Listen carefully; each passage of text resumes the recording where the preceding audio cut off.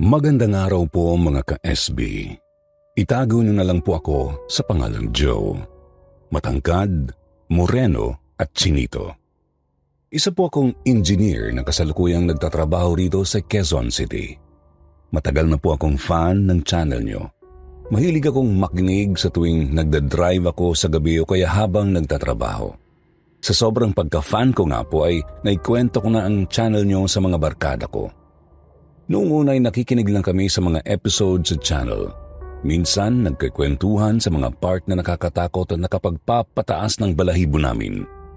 Hanggang sa isang araw ay mapag-usapan nga namin ang isang pangyayaring hindi namin malilimutan. Inalala namin ang kilabot na naramdaman namin ng mga oras na maranasan namin ito. Wala talaga kaming balak na i-share ang kwentong ito pero dahil sa gusto namin na mapakinggan ninyo ang story namin ay napagdesisyonan namin na ibahagi ito dito. Fan po kami ng Sam and Colby. Kung familiar po kayo sa kanila, sila yung magkaibigan na pumupunta sa haunted places sa iba't ibang bahagi ng mundo para mag-film at patunayan kung talaga bang may mga multo sa mga lugar na yon. Minsan ay talagang kumakausap sila ng mga multo at nagsasama ng mga eksperto mula sa iba't ibang bansa. May episode din sila na pumunta sila sa sikat na hotel sa Baguio. Dahil nga since pandemic pa kami fan ng grupo ay nagdesisyon kaming gumawa ng Philippines version nito. But unlike Sam and Colby who's originally just two, 4 kami sa grupo. Ang mga pangalan na babanggitin ko ay mga nickname lang nila para na rin maitago ang tunay nilang pagkakakilanlan. Si Dan, maputi at chinito, ang nagsilbing cameraman namin. Siya kasi yung may background sa photography at gamit na rin. Si Alex na moreno at singkit ang bumili ng gamit gaya ng ghost meter. Siyang nag-research ng mga gadgets na aming gagamitin. Si Carl, matangkad at moreno ay ang nagsilbing sekretary ni Dan bilang taga-ayos ng mga camera at video. Ako naman ang bahala sa marketing ng grupo at pag-handle ng channel namin. Aaminin kong hindi madali ang paggawa ng channel. Bukod kasi sa kailangan ng name, profile at background ay kailangan din ng consistent upload. Kaya naman nag-suggest ako na mag-film muna kami ng ilang episode bago kami mag-open ng mismong channel. Pumayag naman ang mga kaibigan ko at nagsimula na kaming maghanap ng mga pwedeng spot.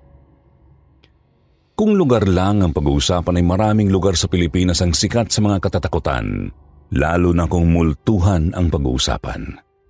Para sa aming unang episode ay sa Daang Hari sa Cavite namin napagdesisyonan na mag-film. May rest house kasi sila Dan doon na pwede naming matuluyan. Matapos maghanap ng location ay agad na kaming bumiyahe para simulan ang aming first vlog. Excited pa kami ng mga oras na yon.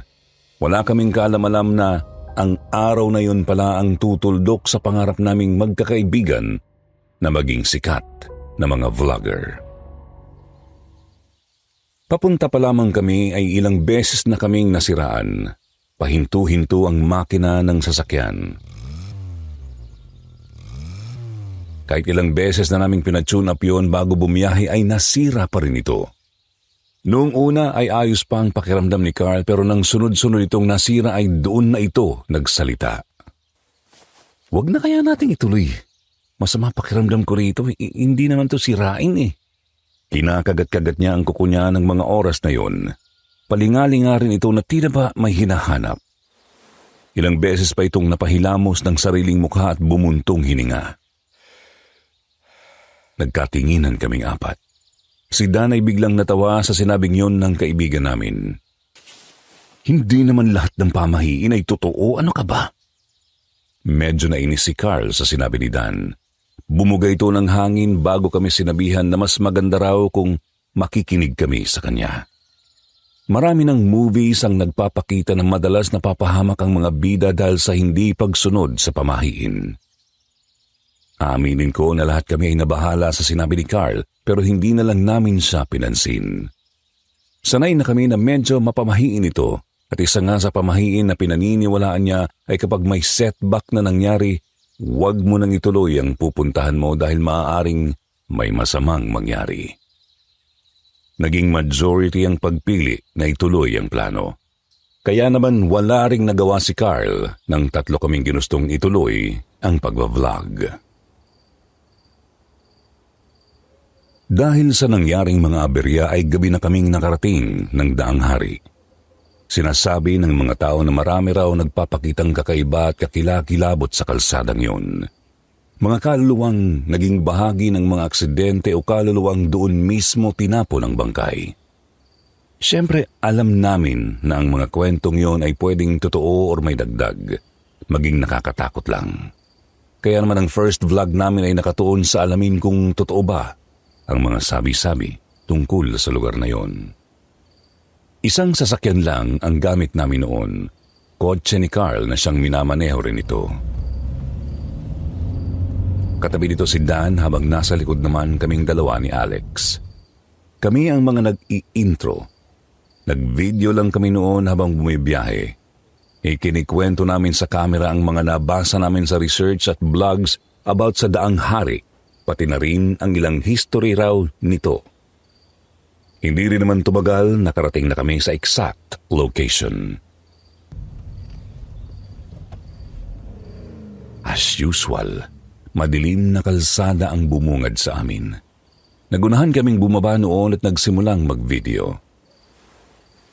Kinuhanan lang namin ang lugar noon habang si Dan ay pinaparada ang kotse. So guys, nandito na tayo ngayon sa famous na parte ng Daang Hari. Nagsimula na kaming mag-intro ulit. Kumakaway-kaway pa kami noon ni Carl sa likod dahil si Alec ang siyang may hawak ng kamera. Sa background ay makikita sa kamera na inaayos ni Dan ang mga gamit namin habang nagvi-video rin. Dahil nga sa halos walang tao ay sinamantala namin. Kumuha pa kami ng mga video na tumatakbo-takbo kami sa kalsada habang nagtatawanan. Si Carl ay nagawa pang kumuha ng mga jump shot at iba't ibang pose na ginaya sa mga sikat na vlogger na siyang pinagkuhanan namin ng idea na ito.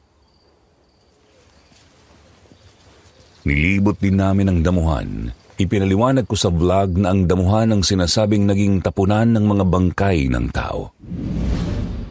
Marami ang nagsasabi na may nagpapakita raw rito at humihingi ng hustisya. Nagulat pa ako noon nang mapasigaw si Carl at sinabing may babae raw sa likod ko. Sa pag-aakalang nagjo-joke lang siya ay agad ko siyang minura at nagtawanan kami. Binatukan din siya ni Alex at inis itong nag-aya na bumalik na kami sa kalsada.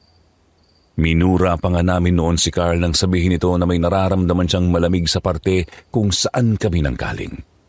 Sa may damuhan, nagtaasan daw ang mga balahibo niya. Nagkakatakutan na nga kami noon at natatawang ibinalita sa vlog na medyo may natatakot na nga. Siyempre lahat ng usapan namin ay naka-video. Nauuna si Alex noon. Pinividyohan niya ang buong lugar habang kami naman ni Carl ay nakasunod lang. Pareho pa kami nagulat noon nang may nalaglag. Nang tingnan namin kung ano yun ay napagalaman namin na ito ang rosary na madalas nasa bulsa ni Carl. Naputol yun gawa ng pagkalaglag. Nagkatinginan kaming dalawa. Nagsimula na ring bumigat ang pakiramdam ko. Hindi ko nga alam noon kung bakit ba lumingon ako sa likod para tingnan kung may tao ba sa damuhan. Agad naman akong nag-iwas ng tingin nang makita ang madilim nitong parte. Ang creepy kasi ng pakiramdam ko ng mga oras na yon. Pakiramdam ko, may nakatingin sa akin kahit wala naman akong nakikita. Wala namang masamang pangitay ng rosaryong biglang nasira. Ang sabi ni Carl ay ibig sabihin daw noon ay mas kailangan niyang pagtibay ng pananampalataya niya sa Diyos. Bagay na hindi ko alam kung bakit nagpakaba sa akin. May kakaiba bang mangyayari kaya kailangan namin ng matinding pananampalataya? Nakipag-meet up na kami kay Dan na nasa kabilang parte ng kalsada nagva-vlog. Natatawa pa noon si Dan, wala naman daw kakaiba at normal na kalsada lang. Sinangayunan naman yun ni Alex at sabay silang tumawa. Mukhang na-prank lang daw kami ng mga internet people. Sabi pa nga nila ay, sayang naman daw ang biyahe namin kung ganoon. Muling lumakas ang loob ko dahil sa mga narinig. Nagpaalam sina Dan at Alex na aayusin muna ang mga gagamitin namin at ipagpatuloy pa namin ang pagva-vlog. Ginawa naman namin yun. Patuloy kaming naglakad-lakad sa kahabaan ng kalsada. May nakita kaming mga sasakyan na dumaan na siyang tumitigil sa amin para magtanong.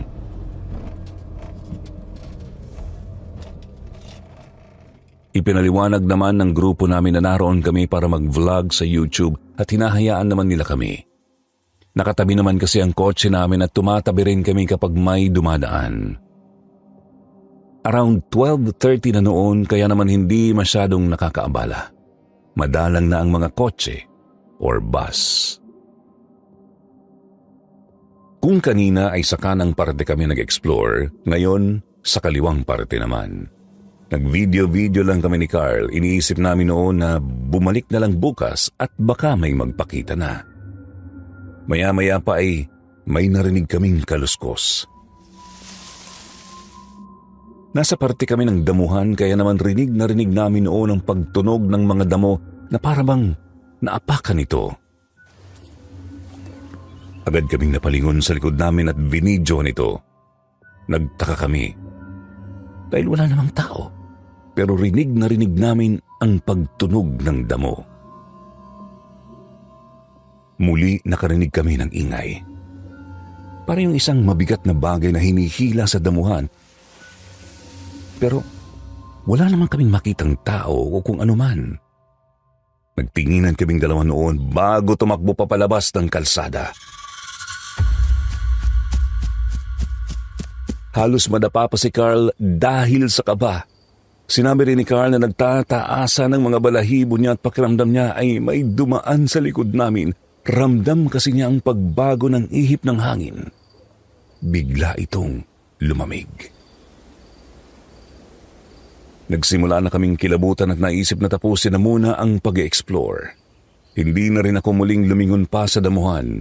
Nagtataasan kasi ang mga balahibo ko sa mga narinig. Naglakad na kami pabalik sa mga kasama namin habang ipinapaliwanag ang nangyari sa vlog. Si Carl lang naman mostly nagsasalita at nakikinig lang ako. Akala ko ay tapos na ang pagpaparamdam sa amin, pero nagkamali ako. Mabilis lang yon kaya naman hindi ako sigurado sa nakita ko ng mga oras na yon. Nakatayo kaming dalawa ni Carl sa harap ng kamera at kitang-kita sa likod si Alex at Dan na abala sa pag-aayos ng mga gamit namin. Magkatapat ang mga ito kaya naman imposibleng maakbayan ni Dan ang isa. Nahagip lang yun sa kamera namin. May kamay na nakapatong sa balikat ni Alex habang nakatagilid ito. Para tuloy, may nakaakbay sa tropa namin. Mabilis ko namang nilingon yun para tingnan pero wala naman akong nakita. Wala din namang reaksyon ng mga kasama ko kaya naman naisip ko na baka guni-guni ko lang yon. Medyo ninadapuan na kasi ako ng takot ng mga oras na yon dahil sa mga narinig namin at naranasan. Natapos na kaming mag-ayos at mag-intro. Alauna na rin ng madaling araw at wala na halos dumadaan na mga sasakyan. Kaya naman nagpasya kaming simulan na ang investigasyon. Hinati namin yung grupo sa dalawa. Kami ni Alex ang may hawak ng ghost meter, habang si Dan at Carl sa pure copper dowsing rods. Ang ghost meter ay isang gamit na nakakadetect ng mga multo or at least energy close to a ghost. Mostly, if it's just 1 to 2 ghosts, the lights are just yellow or green. Pero kapag ang usapan ay maramihang multo na, red na ang ilaw. Habang ang pure copper dowsing rods ay dalawang magkahiwalay na pael na copper sticks. Madalas itong gamitin ng isang tao habang naglalakad. Pagtatapatin mo ang dalawang stick at kapag nag-cross ang dalawa o kahit magdikit lamang ang mga ito, senyalis yun na may multo sa paligid. Naglakad-lakad kami sa kalsada habang gamit ang gadgets. Si Alex ang taga-video habang ako ang may hawak na metro. Noong una ay wala pa talaga kaming napapansin. Walang kahit anong ilaw na siyang nagbiblink sa meter. Hanggang sa makarating kami sa gilid ng kalsada. Sa may parting damuhan kung saan may nakita raw si Carl na babae kanina. Kinakabahan na itinapat ko roon ang metro at nagulat kami sa nakita. Umangat ang ilaw mula sa yellow hanggang sa pulang liwanag. Wow! Did you see it, guys? Napahiyaw sa saya si Alex na agad na itinutok ang kamera sa metro. Nagsimula akong mag-voice over habang ang kamera ay doon pa rin nakatutok sa metro. Nakaramdam ako ng presensya sa likod ko pero nagpatuloy pa rin ako sa pagsasalita. Namamangha naman si Alex at tumatawa pa ito. Akala ay joke time lang ang nangyayari at sira lang yung metro na nabili namin online. Muli tinutok namin ang metro sa may puno. Tuwang-tuwa kaming pinapakita iyon sa kamera. Hindi kasi gumagalaw yung ilaw. Nasa red lang ito. Naghihiyawan kami sa tuwa. Talagang hindi namin kinakat ang mga video para makita ng mga manonood na talagang hindi yun edited. Habang naglalakad kami ay naramdaman ko rin ang pagsunod ng presensya sa likuran ko. Akala ko noong una ay isa lang sa mga kasama namin hanggang sa may na-realize ako. 2 lang kami sa grupo. Si Alex na nasa harap ko at hawak yung camera niya at ako na hawak ang metro. Kung 2 lang kami kanina pa, sino yung nasa likod ko? Bigla akong kinabahan. Nagsimulang magtayuan ang mga balahibo ko sa katawan. Si Alex na ang nag-video at nag-voice over dahil nahinto ako sa pagsasalita. Hanggang sa matapos na namin yung parte na yon. Kinaltukan pa ako ni Alex dahil sa pagkakamali ko pero hindi na ako mapakali ng mga oras na yon. Naglakad na ulit kami. Papunta naman sa ibang parte ng kalsada. Nakasunod lang ako sa kaibigan ko at hindi lumilingon sa likod. Naroon pa rin ang presensya na nararamdaman ko kanina lang. Kinakabahan ako na baka sa paglingon ko ay may makita akong kakaiba. Hindi ako matatakutin pero nagsimula na akong matakot ng mga oras na yon.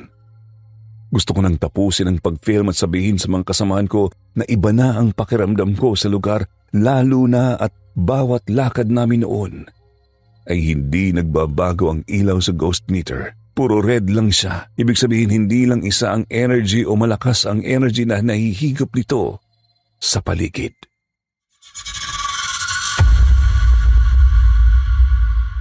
Patuloy lang ang kaibigan ko sa paglalakad. Bilib na bilib pa rin ito sa gadgets na dala namin. Tuwang-tuwa siya sa na-videohan na mga pangyayari. Samantalang ako pakiramdam ko mahihimatay na ako sa takot. Kahit kasi anong gawin ko ay hindi pa rin nawawala ang pakiramdam na may tao talaga sa likod ko. Imposible naman mga kasama namin yun dahil matatanaw ang 2 na nagvi-video sa kabilang kalsada. Isa pa kung may tao talaga, makikita rin yun ni Alex. Nakaramdam ako ng panlalamig sa paligid. Hindi naman humahangin ng malakas pero pakiramdam ko ang lamig-lamig. Nagsimula na akong magdasal noon sa isip ko. Ayoko man aminin pero alam ko sa sarili kong hindi na yun guni-guni lang, gaya ng iniisip ko kanina. Mas lalo akong hindi napakali. Pakiramdam ko ay talagang may mangyayaring hindi maganda kapag pinagpatuloy pa namin ang ginagawa namin. Alis! Napatigil ako nang may marinig na boses. Boses yon ng isang babae. Hindi ako maaaring mag-isip na guni-guni ko lang yon dahil sa mismong tenga ko ito bumulong. Agad ko namang pinagpag ang tenga ko bago tumingin sa kasama ko. Hindi naman ito lumingon kaya naman napagtanto ko na wala siyang narinig.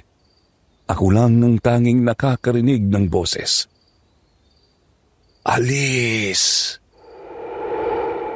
Malakas ang kalabog ng dibdib ko habang naglalakad. Gusto kong tanungin ang kaibigan ko kung narinig ba niya ang babae, pero alam ko sa sarili kong sa akin lamang ito bumulong. Nahihiya rin akong sabihin niya na gumagawa lang ako ng kwento at nananakot. Halos maiyak ako sa patuloy na pagdadasal na sana guni-guni ko lang ang mga naririnig ko. Panay rin ang pagpag ko sa tenga ko para mawala ang boses ng babae. Akala ko hindi na matatapos ang mga nararamdaman ko. Hanggang sa sumigaw na lang ang 2 naming kasama at tinawag kami. Next step na raw. Mas lalo akong kinabahan. Ang next step ay kakausapin namin ang mga multo doon gamit ang spirit box. Dahil sa naririnig na boses ng babae ay umangal na ako at nagkunwari na masama ang pakiramdam ko. Sinubukan ko na rin na sabihin sa kanila na pakiramdam ko ay gusto na kaming paalisin ng mga multo sa lugar. Yun nga lang, pinagtawanan lang ako ng mga kaibigan ko. Sa tagal daw namin magkakaibigan ay alam nila kung nagsisinungaling ako o hindi. Ang sabi ng mga ito ay tiyak na duduwag ako, kaya ayaw kong ipagpatuloy ang pagbablog. Napapamura na ako noon dahil gusto ko na lang talagang umuwi. Kahit pilit kong alisin ang nararamdaman ko sa isip ko, hindi ko magawa. Ramdam na ramdam ko na may nakatayo talaga sa likod ko. Naririnig ko pa ang mahinang pagbulong nito. Ginusto ko na rin umuwi mag-isa, ngunit dahil hindi akin ang sasakyan at hindi ako marunong magmaneho, hindi ko magawa-gawa. Majority wins, lahat sila ay gustong ituloy ang vlog. Pumayag na rin ako dahil bukod sa hindi ako makakauwi, ayoko rin na bansagan ako ng tropa na bakla at duwag. Inilabas na namin noon ang spirit box. Spirit box detect noises from an energy or ghost. Mostly paranormal investigators use it to talk to ghosts or sometimes at least hear noise from them. Umupo kami paikot sa spirit box. Bukas noon ang pintuan ng sasakyan. Doon ako umupo habang yakap ang mga tuhod ko. Katabi ko si Carl na nakasandal sa sasakyan. Katabi naman niya si Dan na siyang nag-aayos ng spirit box. Sa kabilang gilid ko naman nakapwesto si Alex. At nagsimula na kami. May kasama ba kami rito? Si Dan ang unang nagtanong. Naghintay kaming may marinig na kung ano pero walang sumagot. Tahimik lang ang aparato at ang paligid. May kasama ba kami rito? Si Carl naman ang sunod na nagtanong. Napalunok pa ito na tila ba kinakabahan siya. Muli kaming naghintay ng sagot hanggang sa umingay ang spirit box. Para itong isang radyo na walang signal. Napaayos kaming lahat ng pagkakaupo. Naghihintay kung ano ba ang susunod na mangyayari. Nagsimula na naman akong kabahan. Panay ang yakap ko sa sarili ko. Wala naman na yung pakiramdam ko na may tao sa likuran ko, pero iba yung lamig na nararamdaman ko. Pakiramdam ko, may kasama kami. Hindi ko alam kung napaparanoid lang ba ako. Pinipilit ko na lang na mag-focus sa ginagawa, pero iba talaga yung lamig. Nagulat pa ako noon nang bigla na lang tumayo si Carl at tumabi sa akin. Ginitgit ako nito at tila ba kinakabahan. Tumawa naman si Alex, ang bakla raw kasi namin. Hindi naman namin siya pinansin. Muling nagtanong si Dan. May dahilan ba kung bakit ayaw mong makipag-usap ngayon? Muli kaming natahimik. Naghihintay kami noon na may sumagot sa amin. Mura na ako ng mura sa isip ko. Gusto ko nang matapos lahat. Hinihiling ko na sana walang sumagot sa mga tanong namin upang magdesisyon na kaming apat na umuwi. Ilang minuto pa ang lumipas at akala ko ay wala nang mangyayaring kakaiba. Hanggang sa nagulat na lang kami nang may gumulong na lata ng soft drink. Coke can. Papalapit sa kung nasaan kami. Gumulong ito mula sa kung saan. Para bang may naghagis dito. Mas lalong dumaloy ang kilabot sa buo kong katawan. Wala kong maisip na dahilan kung bakit biglang may gumulong na lata ng soft drinks. Wala sa amin ang uminom ng soft drinks kanina. Wala rin sa amin ang may dala ng ganoon. Kung may nagtapon man ay dapat may makikita kaming dumaan na kotse o motor. Ang kaso wala. Imposible din na gumulong yun dahil lang sa hangin. Malinis ang kalsada at walang hangin kahit kanina pa. Iisa lang ang naiisip ko para may gumulong nagbagay sa mismong harap namin.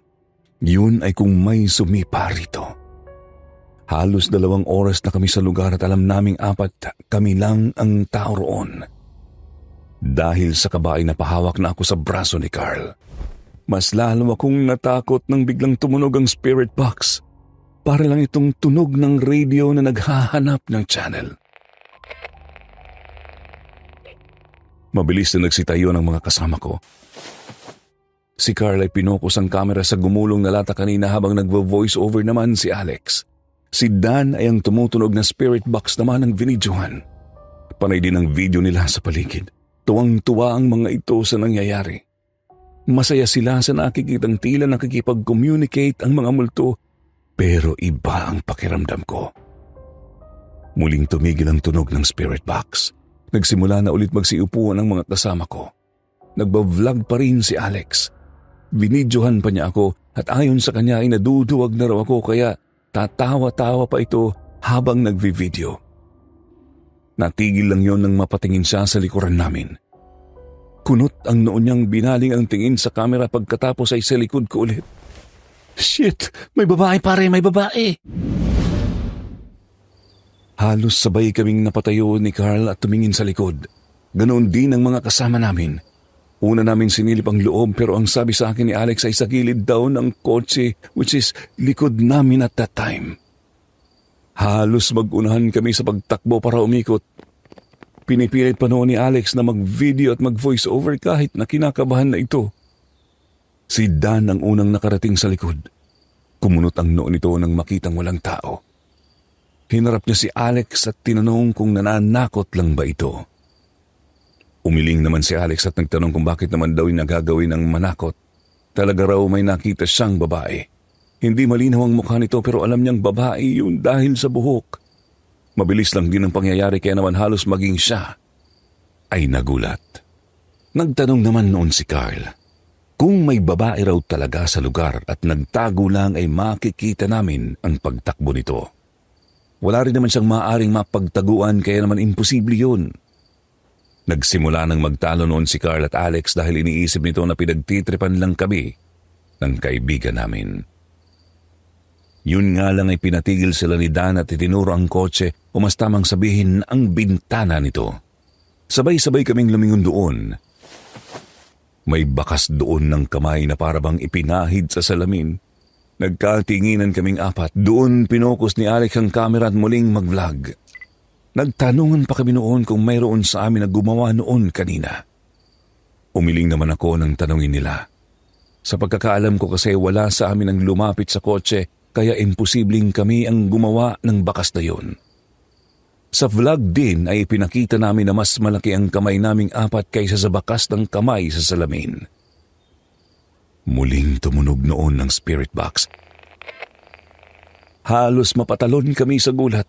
Patakbo naming muling tinungo ang pwesto namin kanina.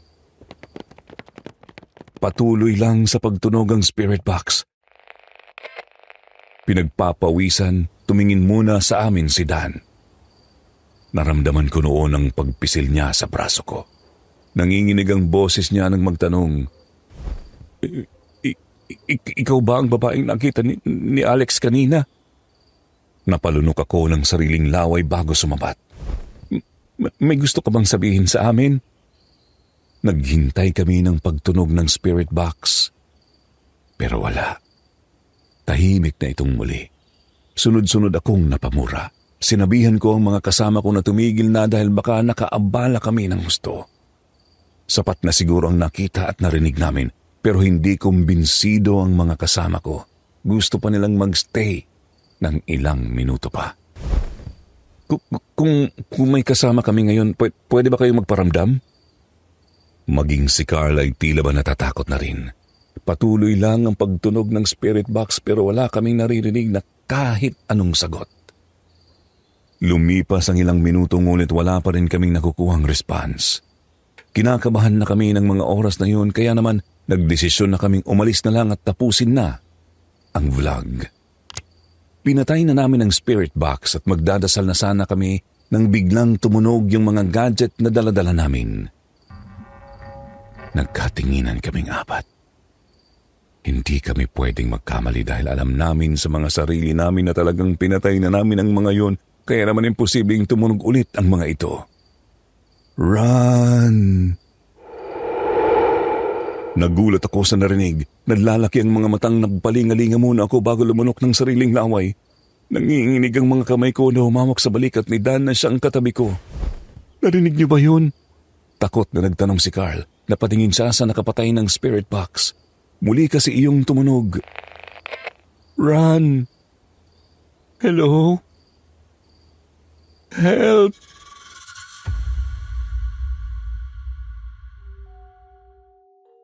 Iba-iba ang mga boses na naririnig namin. Panay din ang kurap ng ilaw ng ghost meter at hindi yun umaalis sa pula. Nagsimula na ring matakot ang mga kasama ko. Naggitgitan kami sa isang sulok habang pilit binubuksan ni Dan ang isa sa mga pinto ng kotse. Nanginginig ang mga kamay ko habang nakikipaggitgitan sa mga kasama ko. Takot na kaming apat. Nagulat ako nang bigla na lang nagbago ang paligid. Hindi ko man kayang paniwalaan ay alam kong totoong nakita ko ng mga oras na yun. Lumiwanag ang paligid at muling dumilim. Ilang beses yun nangyari bago ito huminto. Nananatili kaming tahimik ng mga kasama ko at magkakatabi. Kung maaari nga na huwag kaming huminga na apat ay ginawa na namin. Subalit, sobrang siksik na kami at maging si Danny halos sipain ang kotse dahil ayaw nitong bumukas. Muling dumilim ang paligid. Akala ko noon ay wala nang kakaibang mangyayari subalit ilang segundo lang lumipas, may nakita kaming paparating na sasakyan. Huminto ito sa halos tapat lang namin at bumukas.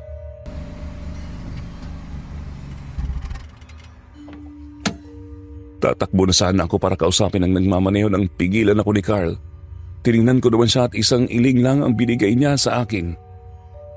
Muli kong tiningnan ang sasakyan na huminto. Nakita kong bumaba ang driver at binuksan ang trunk ng sasakyan niya. Nanlaki ang mga mata ko nang makitang may ilalabas itong isang sako na kulay itim. Hindi ko na kailangan tanungin pa dahil alam ko sa sarili ko ano ang laman noon.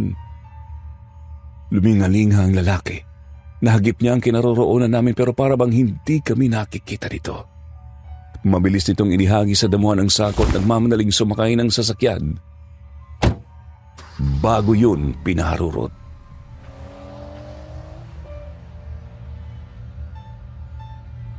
Hindi kami nakapagsalita. Natulala kaming apat sa nasaksihan. Muling nagbago ang paligid at naging umaga na. Sa isang iglap ay marami na ang tao sa harap namin. May mga reporter at may mga pulis. May mga tao rin na umiiyak at sinasabing napakabata pa ng kamag-anak niya para mamatay. May ilan din kaming narinig na usapan sa paligid. Ang sabi ay pinagsamantalahan raw ang babae at itinapon doon. Kaya raw nag-iiyak ang mga magulang nito ay dahil high school pa lamang ang bata at ang paalam ay makikipagkita lamang sa kaibigan. Hindi na kami halos nakagalaw. Pakiramdam ko ay para kaming nanonood ng live show dahil nakikita namin ang mga pangyayari na para bang naroon talaga kami ng mga oras na yon. Yun nga lang ay walang nakakapansin sa amin. Muling nagbago ang oras, naging gabi ulit ito. Muli, wala pang isang minuto ang nakakalipas ay nakarinig ako ng paparating na truck. Truck ng basura. Katulad ng nauna ay huminto ulit ito sa tapat namin. Pigil ang hininga naming tinignan ang driver na bumaba mula sa driver's seat. At may kinuha itong isang malaking maleta mula sa passenger seat. Hirap niyang dinala yun sa damuhan bago nagpalingalinga at itinakbo ang distansya niya sa driver's seat.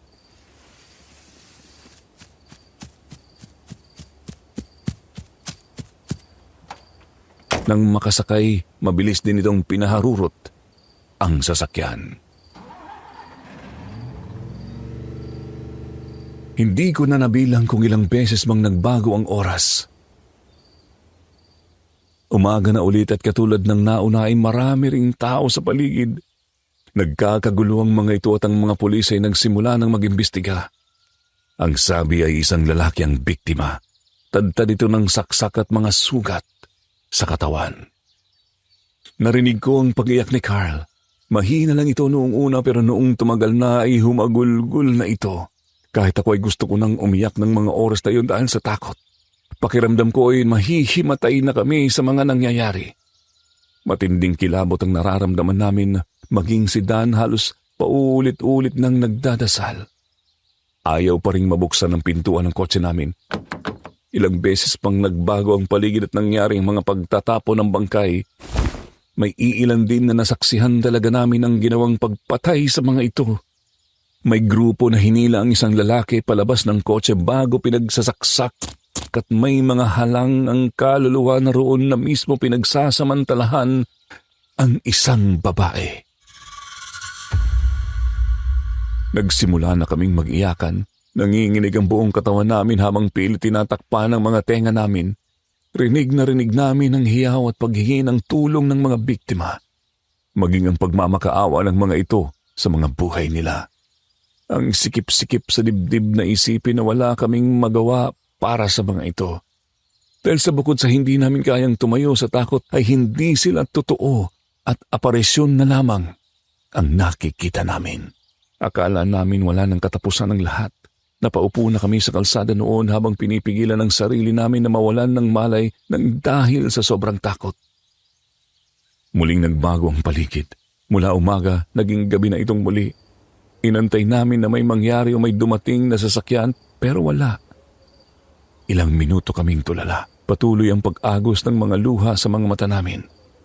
Wala na sa amin ang kayang magsalita pa. Sa takot at sobrang trauma na nararanasan namin ay kahit mag-isip ng paraan para makaalis sa lugar na yun, hindi namin halos magawa. Hanggang sa makarinig na lang kami ng mga ingay. Ingay na nanghihingi ng tulong. Puno ng takot na inilibot naming apat ang mga paningin namin hanggang sa mapadako ang tingin namin sa damuhan. Doon kasi nang gagaling ang ingay. Nataranta na naman kami. Si Dan ay malakas nang sinusuntok ang kotse. Sinisigawan na siya ng mga kasama namin. Ganoon din ang ginagawa ko habang pilit na binubuksan ang pinto ng backseat. Nakarinig kami ng kaluskos kaya naman muli kaming napatingin sa damuhan at halos mahimatay na kami sa sobrang kilabot na nararamdaman. Ang mga bangkay na tinapon doon ay unti-unting tumatayo at ang iba ay gumagapang. Lahat sila ay nakatingin sa aming apat. Lahat ay sumisigaw at nanghihingi ng tulong. Nagsigawan na kami noon. Nagdadasal na rin si Carl habang umiiyak. Palakas ng palakas ang paghingi ng tulong sa amin ng mga bangkay habang papalapit din ng mga ito ng papalapit. Tulong! Help! Maawa po kayo! Ang iilan na bangkay ay inaangat pa ang kamay nila at pilit kaming inaabot na parabang gusto kaming hawakan. Hindi ko masasabing multo sila ng mga oras na yun dahil sa mismong itsura nila. Kung paano sila itinapon ay yun din ang mismong itsura nila nang bumangon sila. Nanlalabo na ang paningin ko at halos saktan ko na ang mga kasama ko para tulungan akong mabuksan ang pinto. Bumilis na kasi ang lakad at gapang ng mga multo. Parang nagkaroon sila ng lakas na mas gumalaw pa. Hindi ko alam kung pinagtitripan lang ba kami ng mga multo o talagang gumana yung dasal ni Carl dahil bigla na lang naming nabuksan ni Dan yung pinto ng kotse. Halos sabay pa namin yung nabuksan at hindi na nga kami nagaksaya pa ng oras. Nagtulakan pa kaming apat papasok. Ang ending, 3 kami sa likod at si Dan lang sa unahan. Ako na din ang nag-adjust at lumipat sa harapan. Tulala pa rin ang mga kasama ko, lalong-lalo na si Carl na kahit nakasakay na kami, umiiyak pa rin.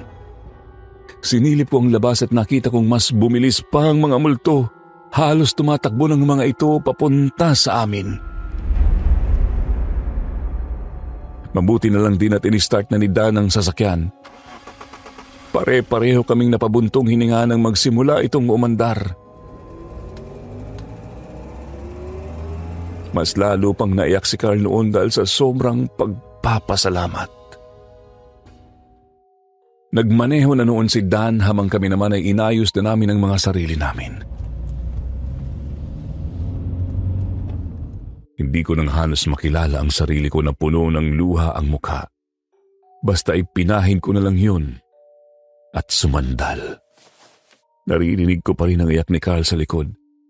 Hinahayaan naman siya ng mga kasama namin dahil kahit kami ay gusto na ring umiyak ng mga oras na yon. Pinaalalahanan ko lang ang sarili ko na tapos na ang lahat at magiging maayos na. Makakauwi na kami at hindi na babalik pa sa lugar na yon. Ipinikit ko ang mga mata ko at sinubukan na pakalmahin ang sarili, ngunit wala pa mang 1 minuto ay nagsimula na akong makatulog. Pagdilat ko, nakatayo ako sa isang lumang kalsada. Hindi ko malaman noong una kung saan yon pero nang makita ko ang pamilyar na damuhan, ay agad kong napagtanto na nasa daang hari ako. Hindi ko alam kung paano ako napunta roon. Ang huli kong naalala ay nasa sasakyan ako kasama ng mga barkada ko. Hindi ko pa napapagtanto ng mga oras na yon kung nananaginip lang ba ako o hindi. Kaya naman nanlalaki ang mga matang inilibot ko ang aking paningin. Madilim ang buong paligid.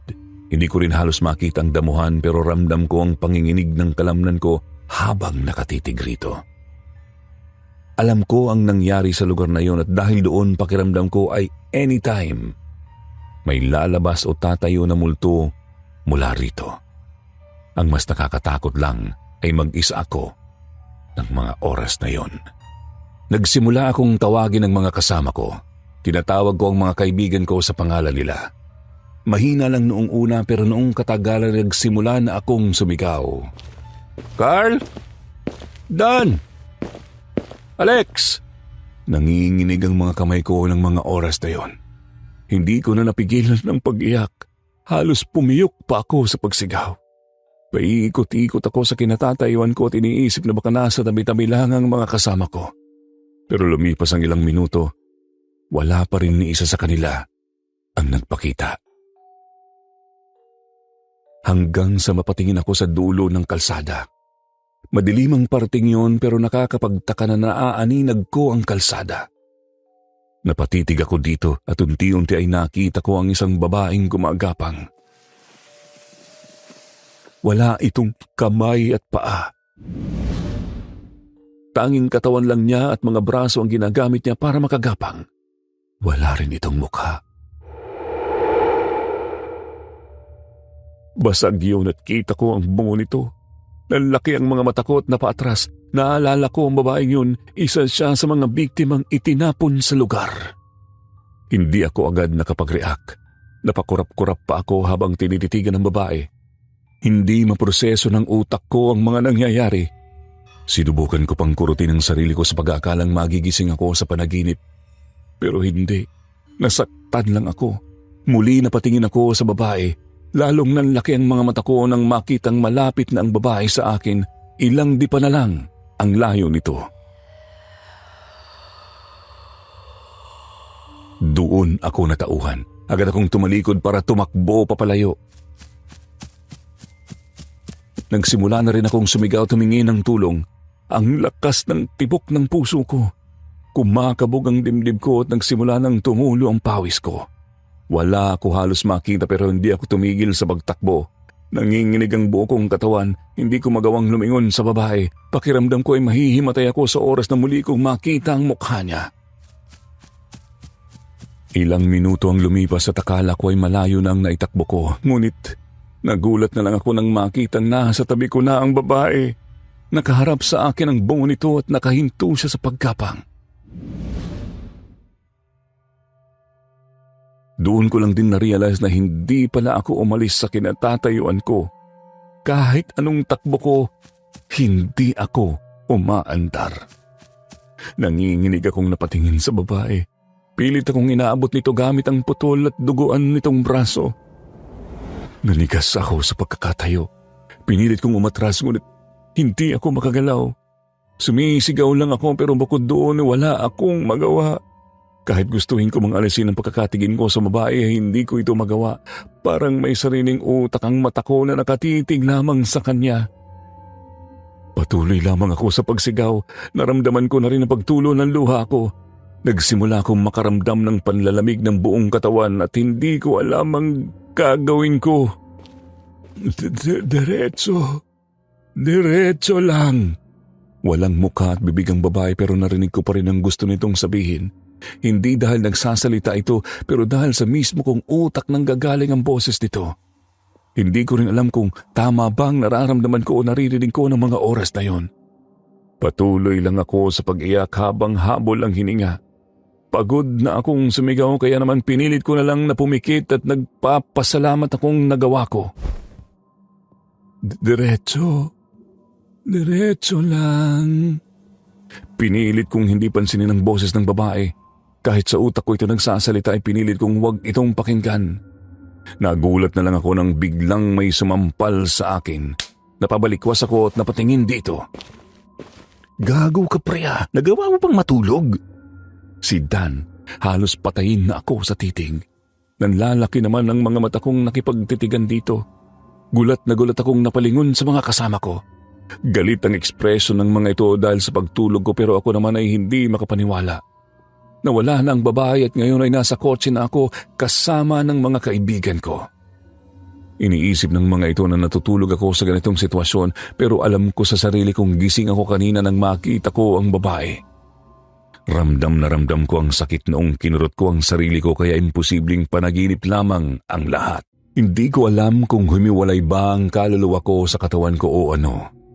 Wala akong alam sa nangyayari. Nalilito akong napahilamos ng mukha. Gusto kong sabihin sa mga kasama ko ang nangyari ngunit alam kong hindi yun ang tamang oras para roon. Sinabi sa akin ni Alex na kanina pa raw drive si Dan pero hindi pa rin kami nakakauwi. 30 minutes lang ang layo ng rest house nila Dan at halos 2 oras nang nagmamaneho ang kaibigan ko. Isa pa sa mga napansin ng mga ito ay paulit-ulit nilang nadadaanan ng damuhan kanina na parabang hindi sila umaalis sa pwesto nila. Nasampal ko ang sarili kong mukha. Ganon din ang nangyari sa akin kanina. Tumatakbo ako pero hindi ako umuusad. Nagsuggest si Carl na magbaliktad kami ng damit. Kahit naguguluhan ay ginawa rin namin. Nagpalit kami ng posisyon ni Alex at nang matapos siya sa ginagawa ay nagkipagpalit ito ng posisyon kay Dan upang makapagbaliktad na rin ito ng damit. Akala namin ay masusolusyonan na namin ang problema sa simpleng pagbabaliktad lang ng damit. Ngunit walang epekto yun. Nang magmaneho si Alex ay muli naming nadaanan yung damuhan na siyang pinanggalingan namin kanina. Napamura na noon si Carl, hindi namin talaga alam ang gagawin. Wala rin naman sa amin ang gusto pang bumaba dahil sa takot na hindi na kami muling makasakay sa kotse, gaya ng kanina. Hanggang sa may maaninag kaming paparating na sasakyan.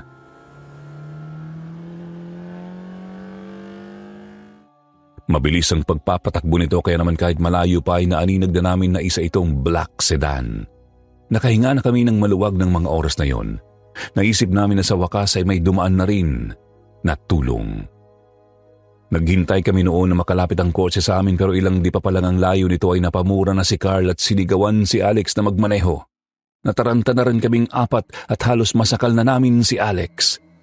Sumunod naman ang kaibigan namin at mabilis na pinandar ang kotse.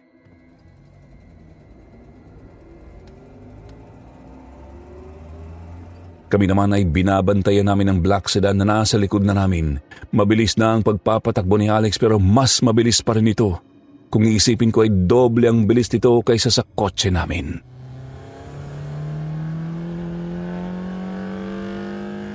Hindi rin ito tila isang tulong gaya ng naiisip namin noong una.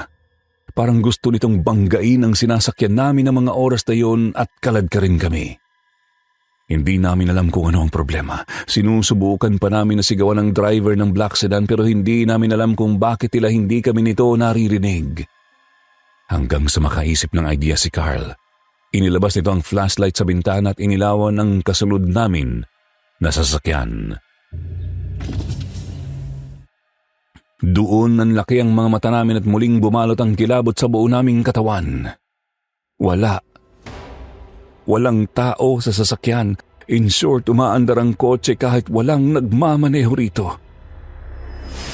Muli kaming nagsigawan sa kotse. Nanginginig na tinakpan ni Carl ang tenga nito. Nagsimula na siya muling magdasal. Si Dan naman ay puro mura lang. Halos sakalin na niya ang sarili para matapos na ang lahat. Nakaramdam kami ng pagyugyog ng sasakyan. Napahiyaw kami pare-pareho at napatingin sa gilid namin. Halos katabi na namin yung black sedan na walang driver. Muli napamura kami lahat. Sinigawan namin si Alex na bilisan ang pagbabaneho. Sumunod naman ito sa amin at mas binilisan pa.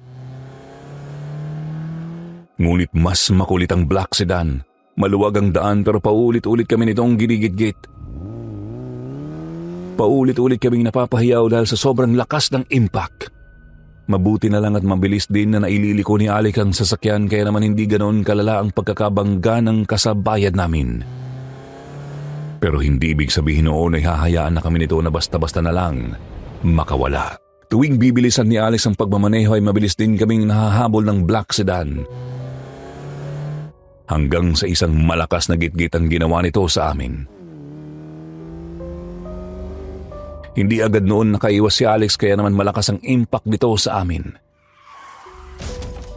Nabasag ang dalawang bintana sa gilid. Kaming dalawa ni Danang naroon kaya naman kami ang apektado. May mga bubog na tumama sa pisngi ko kaya naman naramdaman ko ang pagtagas doon ng dugo. May mga bubog din na tumama sa mga katabi ko pero bukod doon ay pagkahilo lamang ang natamo nila. Malala ang kay Dan. Mas maraming bubog ang tumama sa mukha niya at mas malakas din ang impact sa kanya kaya mabilis siyang nawalan ng malay. Katakataka naman na ayos lang si Alex na siyang nagmamaneho. Patuloy pa rin siya sa pagkikipaggitgitan sa black sedan. Ilang minuto pang itinagal noon. Pakiramdam ko ay mahihimatay na ako dahil sa pagkahilo. Nang bigla na lang nag-overtake ang black sedan. Malayo ang tinakbo nito at ilang dipa ang layo sa sasakyan namin. Nagulat na lamang ako nang mag-U-turn nito at sasalubugin na kami. Gusto kong sumigaw noon at humingi ng tulong pero wala na akong lakas para gawin pa ang bagay na yon. Ramdam na ramdam ko na ilang minuto na lang ay mawawalan na ako ng malay. Hindi ko na rin halos marinig ang sinasabi ng mga kasama ko. Pinili ko na lang pumikit at tanggapin ang kapalaran ko. Diretso lang. Napadilat ulit ako nang maalalang sinabi ng babaeng multo sa akin kanina. Hindi ko alam kung bakit ng mga oras na yon naalala ko ang sinabi nito pero pakiramdam ko ay dapat kong sabihin yon kay Alex. Iniipon ko lahat ng lakas ko para masabi yon sa kaibigan ko. Kahit hinang-hina na ay pinilit kong kausapin si Alex. Alex, diretso lang. Nakita kong napatigil ito bago ako tiningnan. Hindi ito nagsalita pero humigpit ang hawak niya sa manibela. Mas bumilis ang andar ng sasakyan. Lahat kami ay pinili na kumapit sa isa't isa. Naririnig ko ang iyak ni Carl. May sinasabi rin ito na tila ba nagpapasalamat at nagpapaalam na sa amin. Hindi ko na halos maintindihan ang nangyayari. May isinigaw pa si Alex sa amin. Katulad ni Carl ay mukhang nagpapaalam na rin ito at nagpapasalamat. Isang malakas na impact ang aming naramdaman. Halos lumabas na ang ulo ko sa sasakyan dahil doon. Ilang segundo ang lumipas at naramdaman ko na lang ang pagtama ng ulo ko sa kanto ng kotse at nawalan ako ng malay. Nagising ako sa ingay ng mga tao. May naririnig akong sigawan na tila bang galit ang boses. Nakaramdam din ako ng pagkalabit ng kung sino. Dahan-dahan kong idinilat ang mga mata ko. Nakita ko si Carl na siyang gumising sa akin. May pagtataka ang mga mata nito pero puno rin ng takot. Pilit kong inalala ang mga nangyari at nang mapagtanto ito ay agad kong inayos ang sarili ko. Kinapa ko ang pisngi ko na alam kong puno ng sugat. Ngunit laking gulat ko nang kapain ko yon ay malinis ito. Wala akong makitang kahit anong bakas ng nangyari kagabi. Mabilis akong bumangon at tinignan ng paligid.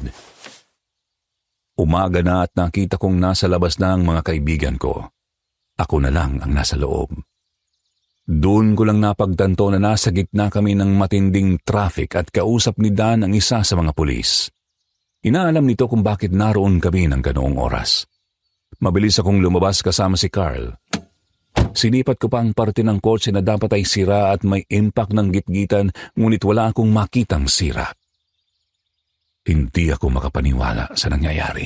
Maging si Dan na dapat ay puno ng sugat at ng panahong yon ay wala sana itong malay ay ang lakas-lakas na kausap ng mga otoridad. Siya ang pinakanasaktan ng mga panahong yon. Imposibleng bigla na lamang siyang bumangon at naging maayos ang pakiramdam. Sinubukan ko pang sampalin ang sarili ko sa pag-aakalang isa lamang yung panaginip. Pero nang batukan na ako ni Carl ay doon ko nalaman na totoo ang lahat. Tinikitan kami dahil sa pagtulog namin sa kalsada na siyang naging dahilan ng traffic. Mabuti na lang at hindi pa rush hour kaya hindi nakaabala ng husto ang sasakyan namin na nakaparada lang. Nagpaalam na rin kami para umuwi na. Halos lahat naman kami ay wala ang isip sa tiket kung hindi sa mga nangyari noong gabi bago ang sandaling yun.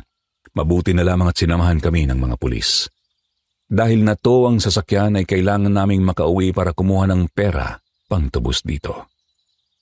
Hindi ko halos maalala ang sunod na mga nangyari. Tulala pa rin kasi ako sa pag-akalang panaginip lamang ang lahat. Kahit noong nakuha namin ang kotse at nakauwi na sa rest house ay hindi pa rin namin alam kung ano ba ang gagawin. Kung hindi ako nagkakamali ay ilang oras kaming tulala at pinoproseso ang lahat. Nang makapagpahinga ay doon na kami nag-usap. Lahat naman kami ay naalala ang mga nangyari. Sariwa sa isip namin ang takot na naramdaman ng mga oras na yon, ngunit lahat din kami ay hindi kayang ipaliwanag kung bakit buhay pa kami. Hindi rin namin kayang ipaliwanag na wala kaming kahit anong natamong sugat. Sa layo rin ang biniyahe namin ay natagpuan ang kotse namin sa tapat ng damuhan kung saan may maraming namatay. Bagay na mas nagbigay ng kilabot sa aming lahat. Hindi ko alam kung na-trauma ba kaming lahat, kaya nagpasya kaming huwag nang ituloy ang paggawa ng vlog. Hindi na rin namin pinanood ang mga nakunan naming footage sa takot na may makita at mapansin kami. Aminado naman kaming mahirap ang pagiging ghost hunter, pero sa naranasan namin, pakiramdam ko hindi namin kakayanin ang magtagal sa ganoong industry. Malaking pasasalamat na namin na maayos kaming nakaligtas. Malaki rin ang pasasalamat ko sa babaeng multo. Although hindi ko maintindihan kung bakit yun nagpakita sa akin at kung bakit niya kami iniligtas, ay nagpapasalamat ako sa kanya. Kahit hanggang ngayon, ay hindi ko pa rin alam kung panaginip ba yun o hindi. Hindi na rin namin sinabi sa mga magulang namin ang nangyari. Wala kaming kahit sinong pinagsabihan. Bukod kasi sa takot na baka makagalitan kami ay natatakot din kami noon na hindi maniwala ang mga ito. Hanggang ngayon, tuwing napapag-usapan namin ang nangyari ay kinikilabutan pa rin kami. Madalas kaming sabihan ni Carl na nangyari yun dahil hindi kami nakinig sa pamahiin niya. Kung maaari nga lang naburahin ang alaala namin ng gabing yun ay gagawin namin. Fan pa rin naman kami ng mga horror. Favorite na namin ngayon si Agassi Ching at yung channel nyo na puno ng mga letter sender stories. Alam namin na mahirap ang pinagdadaanan ng bawat tao na nakaranas ng kilabot at takot dahil sa mga nilalang na hindi matahimik at hindi mabigyan ng hustisya. Kaya naman gustong-gusto namin ang ginagawa ninyo. Gusto pa rin naman naming mag-vlog na magkakaibigan, ngunit iba na po siguro ang niche na tatahakin namin. Sa ngayon, focus muna kami sa buhay namin bilang mga new adult.